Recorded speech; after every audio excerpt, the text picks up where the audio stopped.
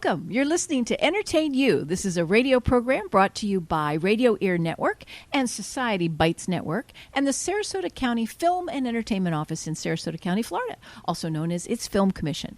I'm Jeannie Corcoran, your friendly neighborhood film commissioner, and it's my privilege and pleasure to host this show and get to meet and talk to and learn more about, in more detail, amazing people in the entertainment industry. And they run the gamut from film and television to radio to Broadway, live theater, and now we have these new generations of streamers and podcasters and all kinds of forms of entertainment. And that's what it's all about. The radio program exists to entertain you and help you learn more. With me today, I have someone right now who I've just gotten to know better this year. His name is Dick Miller, and he has done some amazing things for Sarasota, but he's had a very interesting lifelong history in entertainment. So, Dick, I'm going to let you talk about most of this. Thank you so much for being here with me. Thank you for having me, Jeannie. It's a pleasure. Oh, it's wonderful to have you. Dick and I have gotten to know each other better because he has relaunched the Media Roundtable, which is an organization that has gone through, this is its third iteration since it was founded, and Dick took it upon himself, he and his lovely wife, to pick up the reins of leadership to keep it alive because the gentleman who had run the Media Roundtable for many years, Erwin Starr, passed away a year ago. And Dick, so here we are. And what possessed you to take on all this responsibility to keep the Media Roundtable alive? You know, I don't know. Actually, I do know, but it was one of those things where no one was doing it, and I really felt that someone had to. It started in 1950 in New York City. A man named George Allen. He was with, he was a publisher and he was an executive in New York in the media. And he used to have kind of luncheons that were ad hoc. It was, let's get a few of my friends together in radio and television and let's have a good time talking shop. And they got formalized at one point, and he picked a handful of people, 22 to be exact. And he said, okay, guys.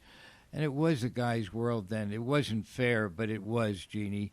And I always correct people, and I always say, you know, that was then, but now the women have really a great input in every area, every business, every part of media.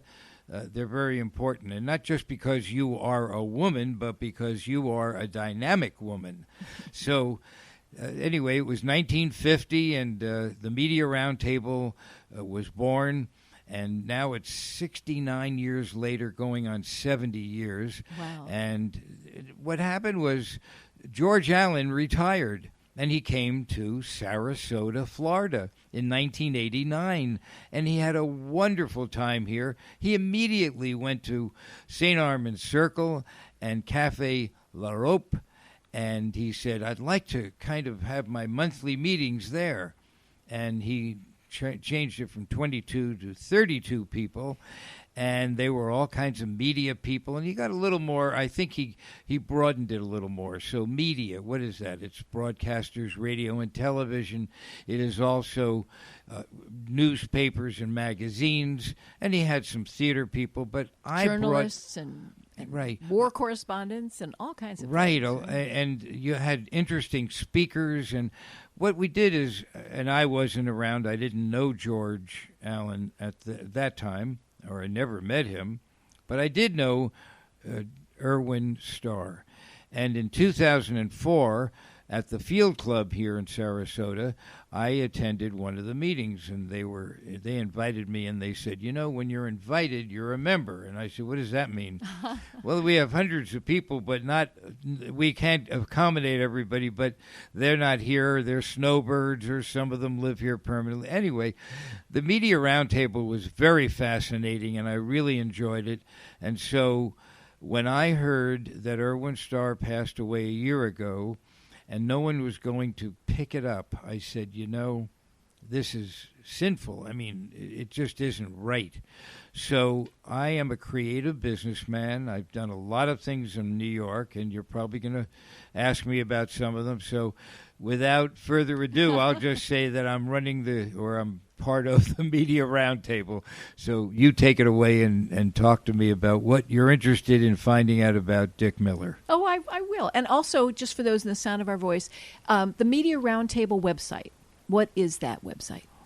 What is it? It's the address. Yes. It's MediaRoundtable.net. .net. Okay. And I built it because I said, this is a club. I've already lent the club thousands of dollars, which I'm probably not going to get back. So I gave a gift to the club, and I said, people are quoting me $20,000 to create a website, maybe 15 if I'm lucky, and 10 if I'm real lucky. Well, I'm not going to do that. I'm just going to find out how to create a website. And I did. Right. And it evolves into every day I work on something, or at least weekly, and I add a page or I add something, or I try to keep it up to date because we talk about a meeting in October. Now it's November and so on. And so we're recorded, so it might be January or February. Right. Whenever you're listening, that's when it is. That's right. Oh, good. Well, people can find out more, and if they're in the area, although this radio program goes out globally at this point, but if you're ever in the area in Sarasota County, Florida, check it out, MediaRoundtable.net, and come join us one day. Absolutely. Yeah. We love guests. We love guests from the media and the arts. Right. And years ago, I was an agent. I had my own agency for Broadway television, films, and commercials. Yes, I was going to ask you about that. I find it very interesting. I knew you were from New York and that you had spent a good portion of your life in New York. But Broadway is a big part of your background. Tell me how you got involved in Broadway. And you've got that great radio voice. We hear that. I know you were in radio 25 years, but I'm very curious about the Broadway side of it. Talk to me about that. I was 10 years old, lived in New Jersey. My mom took me to the theater there, Paper Mill Playhouse. If anybody is from the New York area or even in theater anywhere in the country, you'll know about Paper Mill Playhouse. It was founded in 1934. It was an old paper mill, a long, deep building, and they had Broadway shows. And they didn't just have, it wasn't summer stock, it was all year round. And they had people from the Broadway cast. In other words, after the run on Broadway, a year or two or three, people would actually take the company of whatever the show was, Kismet, The King and I, Oklahoma. We're talking about years ago, you see. Oh, they're still doing those. They're still doing those. Right, they are. Right. And so they would bring the company to New Jersey, and I actually started to go to the shows. I ended up working at Paper Mill. Everybody, the directors, the actors, the producers from Broadway, they came out and they saw this kid, me, and I got to know them. And when I moved to New York, the day I graduated high school, I had a whole career set out to me. Everybody knew me. They really did. And I was just a kid, but I did photography, and I loved the theater. And actually, I remember my former wife, I have to say, I've been married to Deborah for 40 years, so technically I've been with her 40 years, but married 31. So when my ex-wife said to me, she called me once and she said, I saw Ted Scott. I met him. Now, Ted Scott, nobody knows him now, but he starred in Oklahoma and all those at Paper Mill Playhouse. Yeah.